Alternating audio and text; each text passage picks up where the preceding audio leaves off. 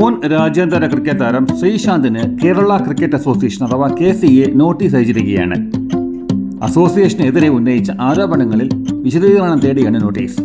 KCA സംഘടിപ്പിക്കുന്ന Kerala cricket ലീഗിലെ കൊല്ലം ടീമിന്റെ സഹ ഉടമയായതുകൊണ്ട് തന്നെയാണ് ഈ നോട്ടീസിന്റെ പ്രസക്തി.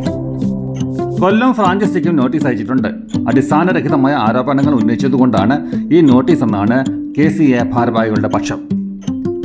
സഞ്ജുവിന് ശേഷം കേരളത്തിൽ നിന്ന് ഒരു താരത്തെയെങ്കിലും ദേശീയ ടീമിലെത്തിക്കാൻ KCAക്ക് സാധിച്ചോ എന്ന് ശ്രീശാന്ത് നേരത്തെ പ്രതികരിച്ചിരുന്നു.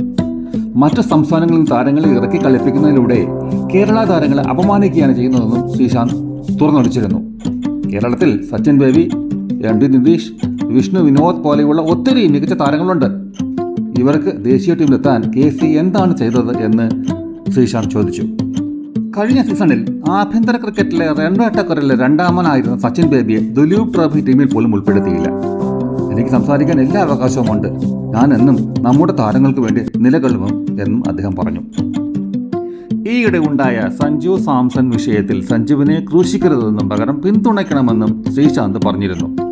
ചാമ്പ്യൻസ് ട്രോഫി ഇന്ത്യൻ ടീമിൽ സഞ്ജുവിന് ഇടം ലഭിക്കാതിരുന്നത് ഇക്കാരണം കൊണ്ടാണെന്ന് ശ്രീശാന്ത് തുറന്നു പറഞ്ഞിരുന്നു.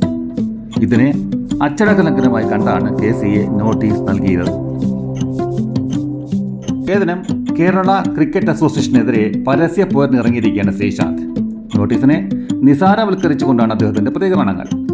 കേരളത്തിലെ മുൻ താരങ്ങളും ഇപ്പോഴത്തെ താരങ്ങളും അടക്കം ഭൂരിഭാഗം പേരും അദ്ദേഹത്തിനൊപ്പമാണ്.